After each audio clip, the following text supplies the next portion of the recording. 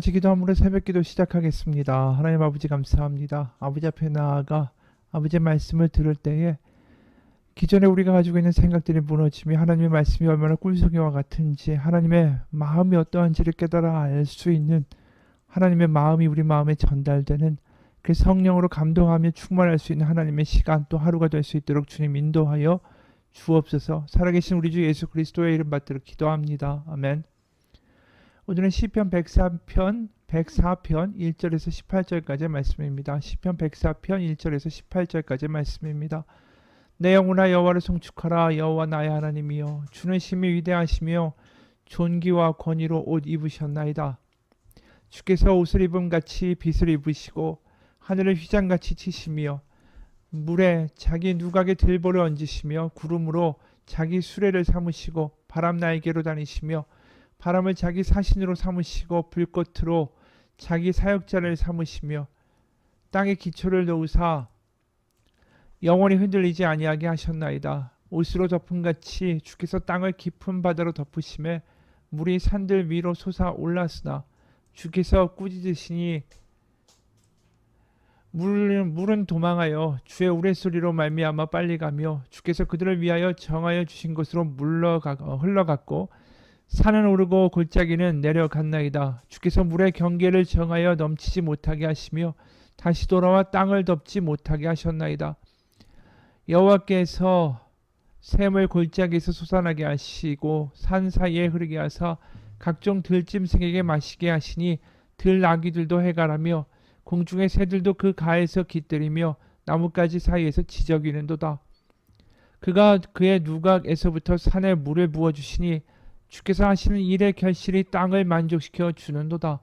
그가 가축을 위한 풀과 사람을 위한 채소를 자라게 하시며 땅에서 먹을 것이 나게 하셔서 사람의 마음을 기쁘게 하는 포도주와 사람의 얼굴을 윤택하게 하는 기름과 사람의 마음을 힘있게 하는 양식을 주셨도다. 여호와의 나무에는 물이 흡족하며 곧 그가 심으신 레바논 백향목들이로다. 새들이 그 속에 깃들이며 학은 잣나무로 집을 삼는도다. 높은 산들은 산양을 위하며 바위는 너구리의 피난처로다. 아멘. 오늘과 내일의 말씀은 시편 104편입니다. 이 시편은 창조의 이야기, 창세기 1장의 이야기를 잘 다루고 있죠. 근데 그냥 그 창세기 1장처럼 하나님이 이렇게 천지를 창조하셨고 창조의 순서가 이러하다라는 식으로 말씀하고 있지 않아요. 이것은 기도이기 때문입니다.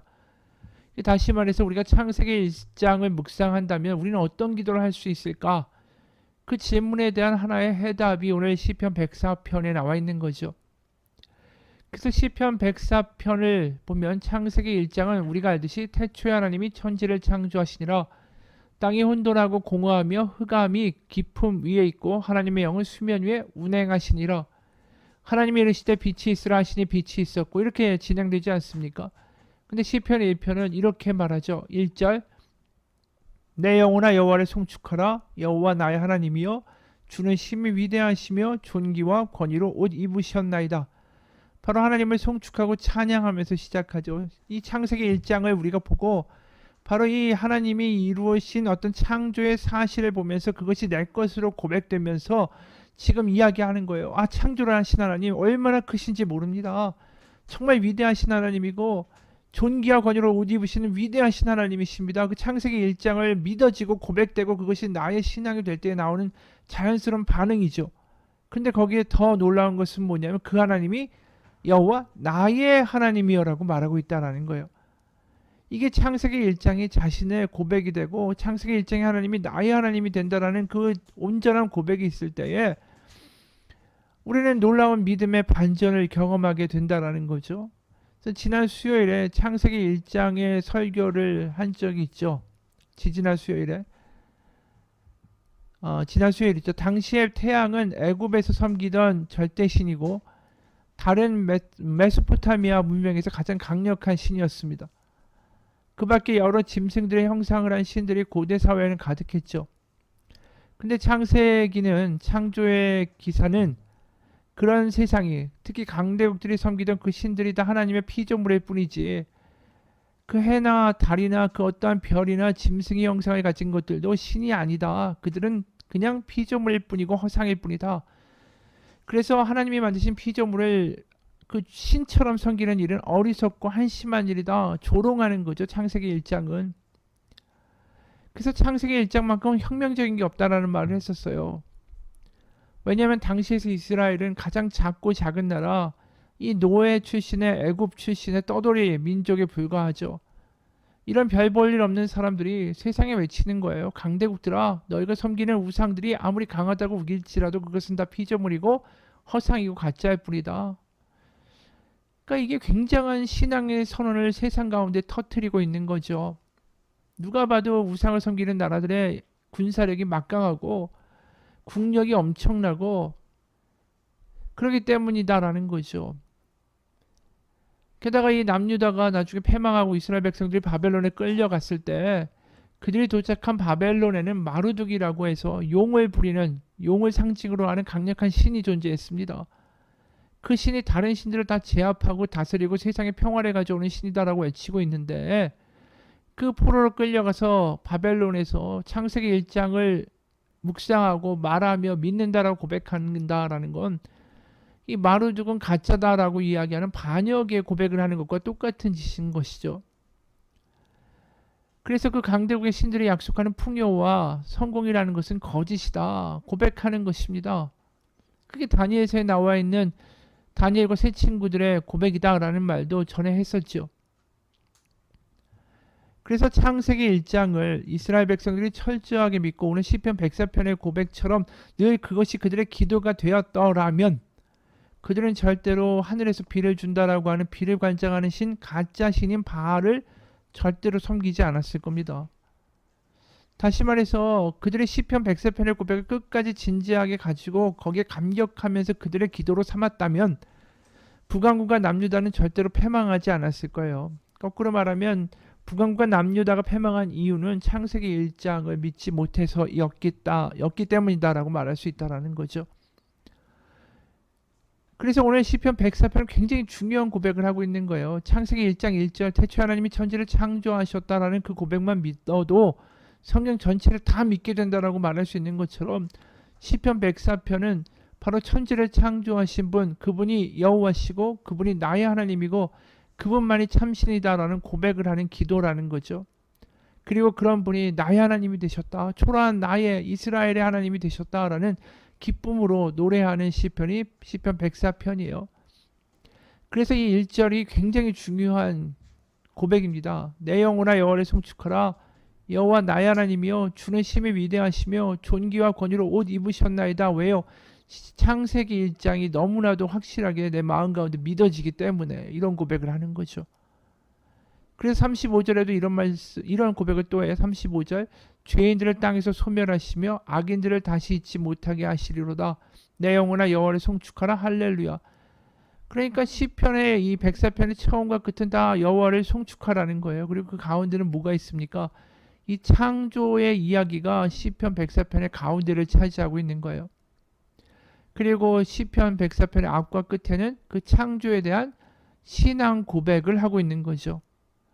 그래서 그러한 신앙 고백의 사실이 2절과 9절에도 이런 면에서 드러납니다. 뭐라고 이야기하냐면 주께서 옷을 입은 같이 빛을 입으시며 3절에 물에 자기 누각에 들보를 얹으시고 바람 날개로 다니시고 계속 연결돼요. 그러면서 7절에 주께서 꾸짖으시니 물은 도망하며 주의 우레소리로 말미암아 빨리 가고 8절에 주께서 그들을 위하여 정하여 주신 곳으로 흘러갔고 산은 오르고 골짜기는 내려갔습니다. 9절 주께서 물의 경계를 정하여 넘치지 못하게 하시고 다시 돌아와 땅을 덮지 못하게 하셨나이다. 우리가 볼 때는 별 내용 없이 그냥 하나님의 창조의 기사를 기록한 것처럼 보이지만 여기에 뭐라고 이야기하냐면 다름 아닌 주님께서 하셨다. 다름 아닌 당신께서 하셨다. 이 히브리어는 이렇게 말하고 있는 거예요. 다른 존재나 다른 힘이나 다른 가짜 신이 아니라 하나님 당신께서 이 모든 것을 하셨습니다. 라고 이야기하고 있다라는 거죠. 그래서 이 시편은 완전한 창조의 사실을 정말 창세기에 나와 있는 그대로 믿으며 고백하며 경탄하고 감탄하고 있는 거예요. 우리도 똑같은 말이에요. 우리도 창세기 1장의 말씀을 그대로 믿고 살아가고 있습니까?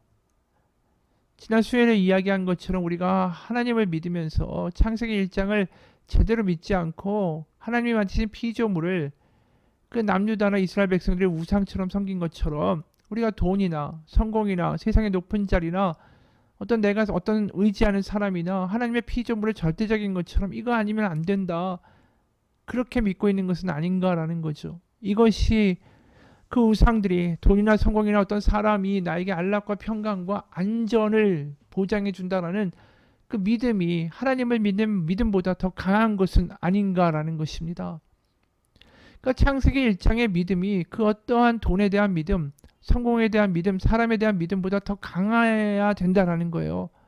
그러니까 시편 104편의 이 구절을 읽어가면서 이게 아멘 아멘 아멘 맞다라고 고백되는 사람들은 절대로 우상 숭배를 하지 않고 돈과 사랑과 성공과 세상의 수단들을 의지하거나 우상화할 수가 없다라는 거죠. 그게 오늘 시편 104편을 읽으면서 내가 마음 가운데 어떻게 느껴지는가, 이게 지금 내가 세상에 우상 숭배를 하고 있는가, 아니면 하나님을 절실히 나의 주로 모든 것을 만드신 분으로 고백하는 진정한 믿음을 가지고 있는가를 시험하고 알 수 있는 리트머스 시험지가 될 수 있다라는 것이죠. 우리는 다 이 텅 빈 구멍이 있죠. 상처와 불안이 있고 과거의 아픔들이 있어요. 어릴 적에 돈 때문에 수치를 당하고 또 힘들었던 기억들, 내 존재를 그대로 그냥 누군가 받아주고 사랑하고 인정해주지 않아서 뭔가 내가 또 다른 내가 돼야 되고 뭔가 열심을 보여야 되고 그래서 내 자신을 입증해야 되는 싸움을 빠진 사람들도 있고, 어릴 적에는 어떤 그 안정적인 관계가 없었기 때문에 그 불안을 누군가의 호감을 통해서 해소하려는 마음의 구멍도 있기도 해요. 그러다 보니까 이게 뭔가 절대적인 우상들이 생기는 거죠. 내가 돈 때문에 불안했으니까 돈을 주려고 하고, 뭔가 내 어릴 적에 그 사랑을 못 받았으면 사랑에 대한 그 구멍들이 있는 거고, 뭔가 인정을 받지 못했으면 사람들에게 인정받기 위해서 뭔가 높은 자리에 가야만 하는 그런 열망들이 우리 가운데 있고, 그게 다 우상이 틈타는 우리 마음 가운데 있는 텅 빈 구멍이다라는 거죠. 하지만 그걸 가지고 우리의 이 텅 빈 마음들을 막을 수가 있습니까? 돈이 있어도 여전히 불안한 것은 마찬가지고, 돈이 있어도 안 되는 일들이 생기기 시작하고, 사람을 의지한다고 해도 그 사람들이 우리의 기대와 우리의 소망을 저버릴 때도 너무나도 많고, 결국 우리의 텅 빈 마음을 해결해 줄 수 있는 것은 우리를 창조하신 하나님밖에 없다라는 거죠. 그래서 요한복음 4장의 사마리아 여인에게도 예수님이 네 남편을 불러오라, 그러니까 여자가 뭐라고 얘기합니까? 나는 남편이 없습니다. 그러니까 예수님이 네가 남편이 없다 하는 말이 옳다. 네가 남편이 5 있었고 지금 있는 자도 너의 남편이 아니니까 네 말이 참되다. 이 여인한테는 그 당시 정말 남성 위주의 세상에서 살아갈 때에 여성 혼자로서 살아간다는 게 너무 막막한 거죠. 불안한 거죠. 그러니까 자신을 지켜줄 수 있는 우상이 뭐였습니까? 남성이었다라는 거죠. 근데 예수님이 그 남성이 너의 불안함과 공허함과 공백을 채워줄 수 있는 게 아니다. 그래서 4장 13절 14절에 뭐라고 말씀하셨어요? 이 여인에게 예수께서 대답하여 이르시되 이 물을 마시는 자마다 다시 목마르려니와 내가 주는 물을 마시는 자는 영원히 목마르지 아니하리니 내가 주는 물은 그 속에서 영생하도록 솟아나는 샘물이 되리라. 그 마음의 텅 빈 구멍을 영원히 막아줄 수 있는, 너의 목마름을 영원히 해결해 줄 수 있는 영생토록 솟아나는 샘물이 내가 너에게 줄 것이다 라고 말씀하신 거예요. 그러니까 우리가 어떤 조바심과 불안과 걱정과 내 마음 가운데 있는 텅 빈 마음, 그래서 누군가를 의지하고 돈과 권력과 자리를 자꾸만 취하려는 그러한 불안한 우리의 인생, 그래서 그것을 위하여 우리의 인생을 다 바치는 헛된 짓, 어떻게 보면 쳇바퀴와 같고, 그것을 얻기 위해서 때로는 거짓말도 하고 다른 사람인 척도 하고 애도 써야 되고 속이기도 하고 과장도 하고 거짓말도 해야 되는 그런 허무한 짓에서 벗어나게 하실 수 있는 것은 바로 하나님이 우리 가운데 주시는 영원한 샘물밖에 없다라는 거죠. 하나님이 우리를 채워주실 때, 성령으로 우리 가운데 와주실 때에 아버지가 정말로 살아계시다라고 믿게 되고, 그 아버지가 나를 어떻게 부르시는가 그분의 음성을 듣게 될 때에 우리는 우리 마음 가운데 있는 텅 빈 구멍을 완전히 치유할 수 있는 능력을 갖게 된다라는 것입니다. 그래서 오늘 시편 10절과 19절에 이런 말씀이 나오죠. 여호와께서 샘을 골짜기에 솟아나게 하시고 산사에게 흐르게 하사 각종 들짐승에게 마시게 하시니 들나귀들도 해갈하며 공중의 새들도 그 가에서 깃들이며 나뭇가지 사이에서 지저귀는도다. 14절 그가 가축을 위한 풀과 사람을 위한 채소를 자라게 하시며 땅에서 먹을 것이 나게 하셔서 사람의 마음을 기쁘게 하는 포도주와 사람의 얼굴을 윤택하게 하는 기름과 사람의 마음을 힘있게 하는 양식을 주셨도다. 16절 여호와의 나무에는 물이 흡족하며 곧 그가 심으신 레바논 백향목들 이로다. 이게 뭘 이야기하죠? 하나님 아버지가 들나귀도 공중의 새들도 들짐승들도 가축들도 사람들도 나무들도 다 먹이시고 돌보신다라는 이야기를 하는 거죠. 이 말이 어디서 우리가 많이 들었던 말 같지 않습니까?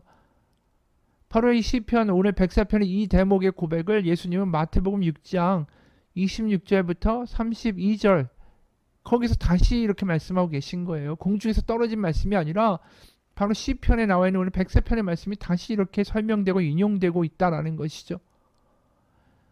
마태복음 6장 26절 공중의 새를 보라. 여기에도 공중의 새를 이야기합니다. 오늘 시편 104편 12절에도 공중의 새들을 이야기하잖아요. 마태복음 6장 26 공중의 새를 보라. 심지도 않고 거두지도 않고 창고에 모아들이지도 아니하되 너희 하나님 아버지께서 기르시나니 너희는 이것들보다 귀하지 아니하냐. 28절 또 너희가 어찌 의복을 위하여 염려하느냐. 들의 백합화가 어떻게 자라는가 생각하여 보라. 수고도 아니하고 길쌈도 아니하느니라. 30절 오늘 있다가 내일 아궁이에 던져지는 들풀도 하나님이 이렇게 입히시거든 하물며 너희일까 보냐. 믿음이 작은 자들아. 그러므로 염려하여 이르기를 무엇을 먹을까 무엇을 마실까 무엇을 입을까 하지 말라. 이는 다 이방인들이 구하는 것이라. 너희 하나님 아버지께서 이 모든 것이 너에게 있어야 할 줄을 아시느니라. 시편 104편의 말씀을 예수님이 그대로 하고 계신 거예요. 오늘 104편의 고백이 우리에게는 어떻게 와 닿으십니까? 이 시편이 우리의 고백이 될 수 있습니까? 하나님의 모든 것을 창조하시고 돌보시고 입히시고 그런 위대하신 하나님이신데 이런 작은 나에게 큰 사랑으로 나의 하나님이 되어 주시겠다라고 하시는 그 하나님의 고백을 하나님의 사랑을 우리가 믿어지십니까? 창세기 1장의 위대하신 하나님을 고백하면서 그분이 나의 하나님이시고 나를 돌보신다. 그것이 오늘 104편의 고백이고 그것이 나의 고백이 될 때에 우리는 더 이상 우상 숭배하지 않을 겁니다. 더 이상 불안해하지 않을 것입니다. 같이 기도하겠습니다. 하나님 오늘 시편 104편의 시편을 읽습니다. 이 고백 단어 하나하나가 바로 나의 고백이 되기 원합니다. 하나님 성령으로 이 말씀이 나의 영혼과 골수를 쪼개며 나의 마음을 장악하게 하사 세상의 우상을 숭배하는 자가 되지 않게 하여 주옵소서. 살아계신 우리 주 예수 그리스도의 이름 받들어 기도합니다. 아멘.